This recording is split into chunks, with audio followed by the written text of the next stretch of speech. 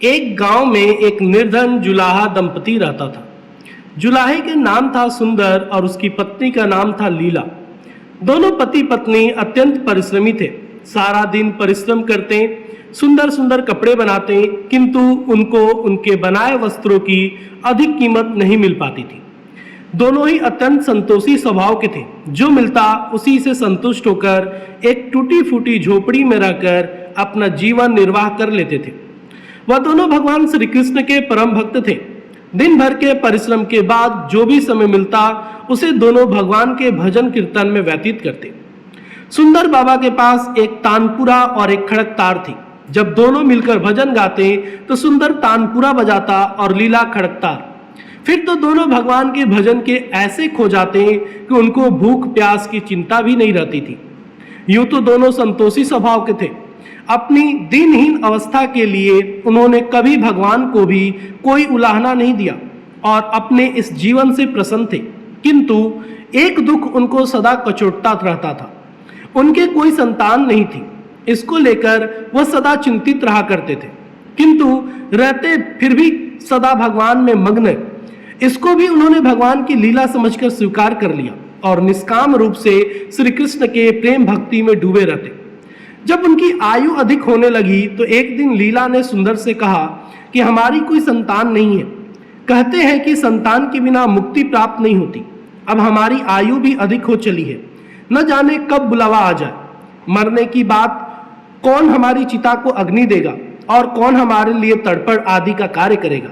कैसे हमारी मुक्ति होगी? सुंदर बोला, तू क्यों चिंता करती है? ठाकुर जी है ना, वही सब देखेंगे।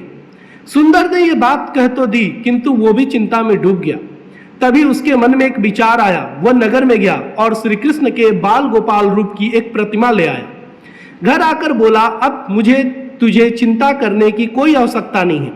मैं यह बाल गोपाल ले आया हूं। हमारी कोई संतान नहीं है तो वह भी इन्हीं की तो लीला है। हम इनको ही अपने पुत्र के समान प्रेम करेंगे, यही हमारे पुत्र का दायित्व पूर्ण करेंगे, यही हमारी मुक्ति करेंगे। सुंदर की बात सुनकर लीला अत्यंत प्रसन्न हुई। उसने बाल गोपाल को अपने हृदय से लगा लिया और बोली, आप बिल्कुल ठीक कह रहे हैं, आज से यही हमारा लल्ला है। दोनों पति पत्नी ने घर में एक कोना साफ करके स्थान बनाया और एक चौकी पर बाल गोपाल को विराजित कर दिया। तब से जुलाहा दंपति का नियम हो गया। वह प्रतिदिन बाल गोपाल को स्नान कराते, उनको धुले वस्त्र पहनाते, अपनी संतान की तरह उनको लाड लड़ाते। उन्हीं के सामने बैठकर भजन कीर्तन करते और वहीं सो जाते।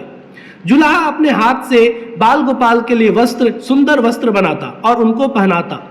इसमें उसको बड़ा आनंद आता। धीरे धीरे दोनों बाल गोपाल को अपनी संतान के समान ही प्रेम करने लगे। लीला का नियम था कि वह प्रतिदिन अपने हाथ से अपने लल्ला को भोजन कराती, तब स्वयं भोजन करती। लल्ला को भोजन कराते समय उसको ऐसा ही प्रतीत होता मानो अपने पुत्र को ही भोजन करा रही हो। जब दोनों के निश्चल प्रेम को देखकर करुणा निधान भगवान अत्यंत प्रसन्न हुए और उन्होंने अदृश्य रूप से आकर स्वयं भोजन खाना आरंभ कर दिया। लीला जब प्रेम पूर्वक बाल गोपाल को भोजन कराती तो भगवान को प्रतीत होता मानो वो अपनी माँ के हाथों से भोजन कर रहे हैं। उनको लीला के हाथ से प्रेम पूर्वक मिलने वाले हर कौर में माँ का प्रेम प्राप्त होता था। लीलाधारी भगवान श्री कृष्ण स्वयं माँ की उस प्रेम लीला के वशीभूत हो गए, किंतु लीला कभी नहीं जान पाई कि स्वयं बाल गोपाल उसके हाथ से भोजन करते हैं। एक दिन कार्य बहुत अधिक होने के कारण लीला बाल गोपाल को भोजन कराना भूल गई। गर्मी का समय था। भरी दोपहरी में दोनों पति पत्नी कार्य करते करते थक गए और बिना भोजन किए ही सो गए। उनको सोए हुए कुछ ही देर हुई थी कि उनको एक आवाज सुनाई दी, माँ, बाबा, मुझे भूख लगी है। दोनों हड़बड़ा कर उठ गए। चारों ओर देखा, आवाज कहाँ से आई है, किंतु कुछ दिखाई नहीं दिया। तभी लीला को स्मरण हुआ कि उसने अपने लल्ला को भोजन नहीं कराया है। वो दौड़कर लल्ला के पास पहुंची तो देखा कि बाल गोपाल का मुख कुम्हलाया हुआ है।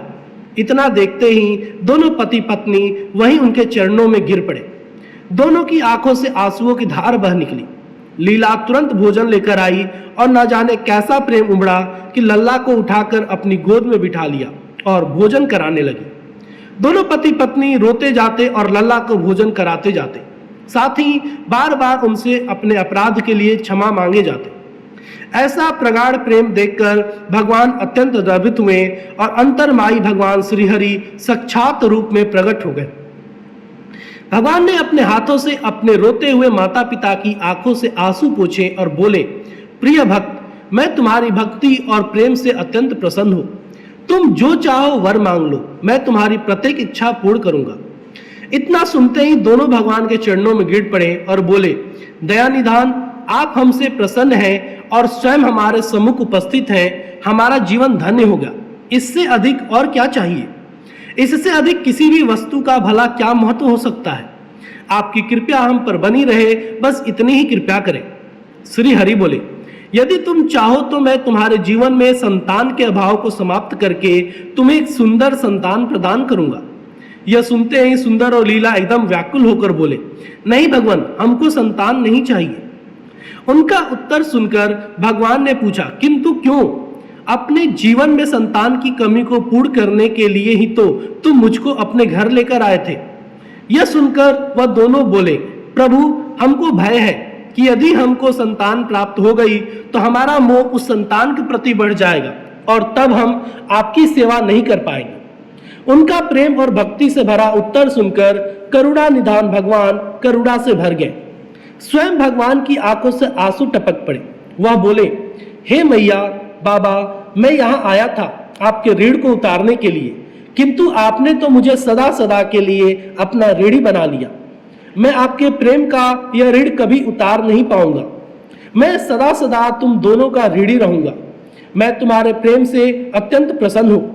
तुमने अपने निर्मल प्रेम से मुझको भी अपने बंधन में बांध लिया है। मैं तुमको वचन देता हूं कि आज से मैं तुम्हारे पुत्र के रूप में तुम्हारे समस्त कार्य पूर्ण करूंगा। तुमको कभी संतान का अभाव नहीं होने दूंगा। ऐसा कहकर भक्त वत्सल भगवान बाल गोपाल की प्रतिमा में विलीन हो गए। उस दिन से सुंदर और लीला का जीवन बिल्कुल ही बदल गया। उन्होंने सारा काम धंधा छोड़ दिया और सारा दिन बाल गोपाल के भजन कीर्तन और उनकी सेवा में व्यतीत करने लगे। उनको न भूख सताती थी न प्यास लगती थी। सभी प्रकार की इच्छाओं का उन्होंने पूर्ण रूप से त्याग कर दिया। सुंदर कभी कोई कार्य करता तो केवल अपने बाल गोपाल के लिए सुंदर सुंदर वस्त्र बनाने का। उनके सामने जब भी कोई परेशानी आती, बाल गोपाल तुरंत ही एक बालक के रूप में उपस्थित हो जाते और उनके समस्त कार्य पूर्ण करते। वह दंपति और बालक गांव भर में चर्चा का विषय बन गए, किंतु गांव में कोई भी यह नहीं जान पाया कि वह बालक कौन है, कहां से आता है और कहां चला जाता है। धीरे धीरे समय बीतने लगा। जुलाहा दंपति बूढ़े हो गए, किंतु भगवान की कृपा उन पर बनी रही। उन दोनों की आयु पूर्ण होने का समय आ चला था। भगवान प्रेरणा से उनको यह ज्ञात हो गया कि अब उनका समय पूरा होने वाला है। एक दिन दोनों ने भगवान को पुकारा। ठाकुर जी तुरंत प्रकट हो गए और उनसे उनकी इच्छा जाननी चाहिए। दोनों भक्त दंपति भगवान के चरणों में प्रणाम करके बोले, हे नाथ, हमने अपने पूरे जीवन में आपसे कभी कुछ नहीं मांगा। अब जीवन का अंतिम समय आ गया है, इसलिए आपसे कुछ मांगना चाहते हैं।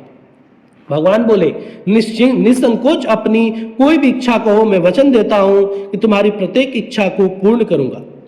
तब बाल गोपाल के अगाध प्रेम में डूबे उस वृद्ध दंपति बोले, हे नाथ, हमने अपने पुत्र के रूप में आपको देखा और आपकी सेवा की। आपने भी पुत्र के समान ही हमारी सेवा करी। अब वह समय आ गया है जिसके लिए कोई भी माता पिता पुत्र की कामना करते हैं। हे दीन बंधु, हमारी इच्छा है कि हम दोनों पति पत्नी के प्राण एक साथ निकले। और है हे दयानिधान, जिस प्रकार एक पुत्र अपने माता पिता की अंतिम क्रिया करता है और उनको मुक्ति प्रदान करता है, उसी प्रकार हे परमेश्वर, हमारी अंतिम क्रिया आप अपने हाथों से करें और हमको मुक्ति प्रदान करें। श्री हरि ने दोनों को उनकी इच्छा पूर्ण करने का वचन दिया और बाल गोपाल के विग्रह में विलीन हो गए। अंत में वह दिन आ पहुंचा जब प्रत्येक जीव को यह शरीर छोड़ना पड़ता है। दोनों वृद्ध दंपति बीमार पड़ गए। उन दोनों की भक्ति की चर्चा गांव में भर में थी, इसलिए गांव के लोग उनका हाल जानने उनकी झोपड़ी में पहुंचे। किंतु उन दोनों का ध्यान तो श्री हरि में रम चुका था। उनको नहीं पता कि कोई आया भी है। नियत समय पर एक चमत्कार हुआ। जुलाहे की झोपड़ी एक तीव्र और अलौकिक प्रकाश से भर उठी। वहां उपस्थित समस्त लोगों की आंखें बंद हो गई। किसी को कुछ भी दिखाई नहीं पड़ रहा था। कुछ लोग तो झोपड़ी से बाहर आ गए कुछ वहीं धरती पर बैठ गए। श्री हरि अपने दिव्य चतुर्भुज रूप में प्रकट हुए। उनकी अप्रियतम शोभा समस्त सृष्टि को आलोकित करने वाली थी। वातावरण में एक दिव्य सुगंध भर गई। अपनी मंद मंद मुस्कान से अपने उन भक्त माता पिता की ओर देखते रहे। उनका यह दिव्य रूप देखकर दोनों वृद्ध अत्यंत आनंदित हुए। अपने दिव्य दर्शनों से दोनों को तृप्त करने के बाद करुणा निधान लीलाधारी समस्त सृष्टि के पालनहार श्री हरि वही उन दोनों के निकट धरती पर ही उनके सिरहाने बैठ गए।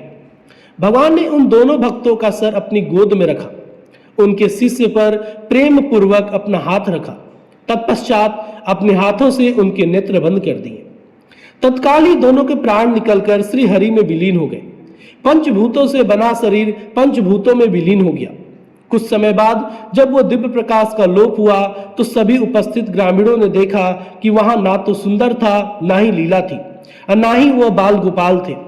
शेष थे तो मात्र कुछ पुष्प जो धरती पर पड़े थे और एक दिव्य सुगंध जो वातावरण में चहु और फैली थी।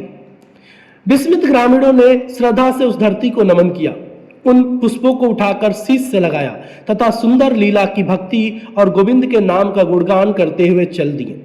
उन पुष्पों के लिए श्री गंगा जी में विसर्जित करने के लिए। भक्तों मित्रों, भक्त वह है जो एक क्षण के लिए भी विभक्त नहीं होता, अर्थात जिसका चित्र ईश्वर में अखंड बना रहे, वह भक्त कहलाता है।